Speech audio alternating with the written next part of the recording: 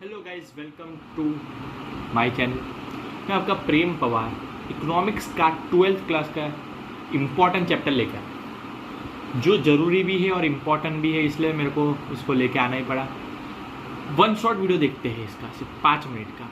Money and inflation क्या होता है। मनी लाल और इन्फ्लेशन को समझने से पहले हम पुराने ज़माने में चले जाते, एशियन टाइम में चले जाते, जब बाटा सिस्टम था। और बाटा सिस्टम होता है, बाटा सिस्टम ये होता है कि जब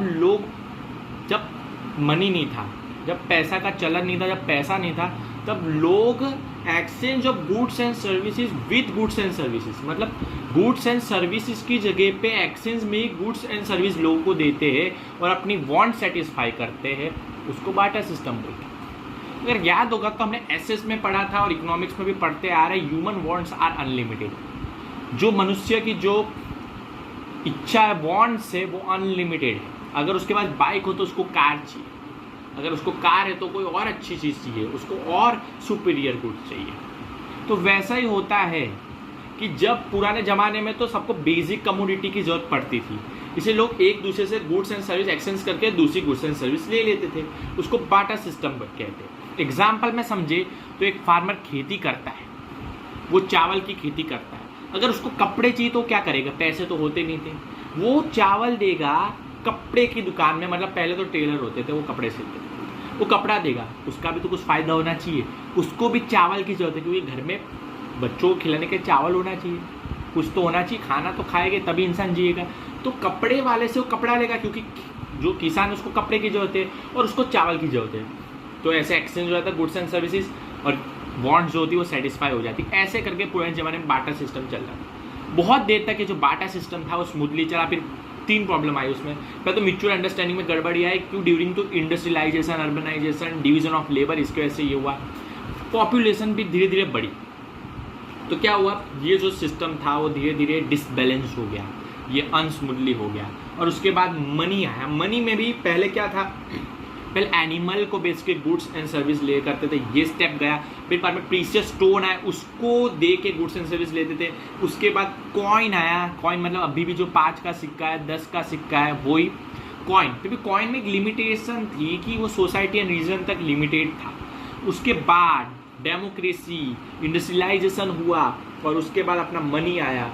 और जब बैंकिंग फैसिलिटी हुई तो ये मनी जो है जो ईजियर हो गया, सब जगह स्टोरेज ऑफ मनी, ये सब ईजी हो गया। फिर मनी की हम देखें तो मनी में क्या हुआ, मनी हम एक्सचेंज कर सकते गुड्स एंड सर्विस के लिए। अब तो हम मनी कहीं भी पैसा दो, अगर ये पेन चाहिए पैसा दूंगा, पेन मिल जाएगी। तो पहले क्या था, स्टोर करने में प्रॉब्लम आती थी, क्योंकि पहले की फैसिलिटी नहीं थी। पहले जब हम जमा कर लेंगे ना गुड्स एंड, तो पहले जैसे फार्मर है वो पूरा समझो वीट का प्रोडक्शन कर रहे हैं, घर के लिए वीट रखे के बाकी बेचने के लिए लगे थे। तो लिमिटेशन क्या थी, म्यूचुअल अंडरस्टैंडिंग की वजह से सारे वीट उसके बिकते नहीं। तो स्टोर क्या करेगा, उसको जल्द से बेच के एनिमल लेने, तो पहले ये प्रॉब्लम था। बट मनी आया तो उसका स्टोर करने की वो भी प्रॉब्लम चला गया। अब तो बैंक में आप स्टोर कर सकते हो, उल्टा आपको इंटरेस्ट के साथ पैसा मिलेगा। मेजर ऑफ मनी अब क्या होता था कि पहले वो चावल वाला वो दुकान में जाएगा कपड़े ले, अब दोनों का यूनिट अलग है। चावल का क्या यूनिट है, जल्दी होता है, केजी, और वो उसका क्या है, कपड़े वाले का सेंटीमीटर। तो दोनों का यूनिट अलग। अभी वो बोलेगा कि मेरे को, वो कपड़े वाला बोलेगा मेरे को 1 किलो चावल चाहिए।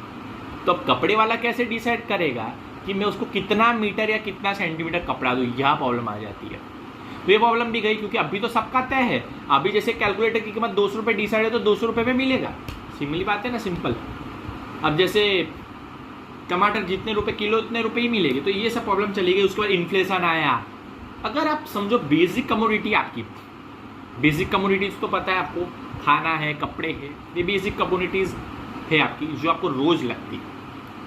वो बेसिक कमोडिटी का भाव बढ़ गया, प्राइस राइज हो गया, तो कोई प्रॉब्लम नहीं। प्राइस राइज लंबे समय तक चला तो उसको इन्फ्लेशन कहते हैं, महंगाई कहते हैं।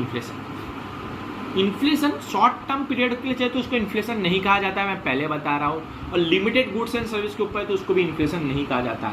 इन्फ्लेशन कैसे बढ़ता है, अगर आपका सप्लाई कम है, सप्लाई मतलब प्रोडक्शन कम है, और डिमांड ज़्यादा। डिमांड कैसे ज़्यादा होगी कि लोगों की जो इनकम है, जो लोगों का परचेजिंग पावर ऑफ मनी है वो बहुत है। Purchasing power of goods and service बहुत इंक्रीज हो गया। वो कैसे इंक्रीज हुआ, उनकी इनकम बढ़ी ना, इनकम बढ़ी तो लोगों की क्या डिमांड बढ़ी, डिमांड बढ़ी भी सप्लाई तो नहीं है, डिमांड बढ़ी है, सप्लाई नहीं है। तो इसकी वजह से प्राइस राइज करते हैं।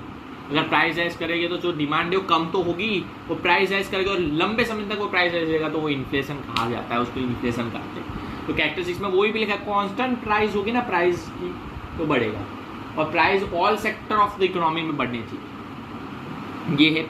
और वो दो तरीके से बढ़ता है। मैंने तो पहला तरीका आपको बताया, इंक्रीजिंग डिमांड, डिमांड बढ़े तो, और इंक्रीजिंग प्रोडक्शन कॉस्ट, ये है आपका कॉज ऑफ इन्फ्लेशन। दो चीज से बढ़ता है। और इंक्रीज ऑफ डिमांड से कब बढ़ता है, मैंने पहला बताया, लोगों के पास ना लोग पैसा आने लगा ना तब डिमांड बढ़ती है। पहला गवर्नमेंट एक्सपेंडिचर, अगर गवर्नमेंट अलग अलग इंफ्रास्ट्रक्चर डेवलपमेंट करती है तो इंफ्रास्ट्रक्चर में जो उनका बजट होता है वो बहुत हाई होता है, तो इससे मनी रोटेशन बहुत होता है, और मनी रोटेशन होता है तो डिमांड बढ़ती है, सप्लाई कम है, इससे इन्फ्लेशन क्रिएट होता है। ओवर पॉपुलेशन हो जाए, यार गुड्स कम है, सप्लाई नहीं हो रहा है, डिमांड ज़्यादा है, ओवर पॉपुलेशन होता है, डिमांड और ज़्यादा है, उससे प्राइस राइज होगी और इन्फ्लेशन वापस बढ़ जाएगा।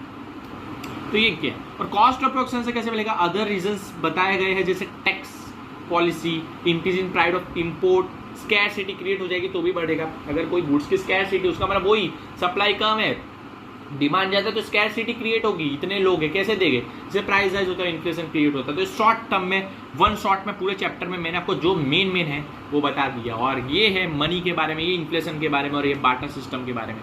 तीनों पॉइंट्स कमेंट में बताना कहाँ आपको डाउट लगा। वैसे तो मैंने पूरा चैप्टर का मेन सब समझा दिया है। आई होप सो आपको समझ आया होगा। Thank you guys.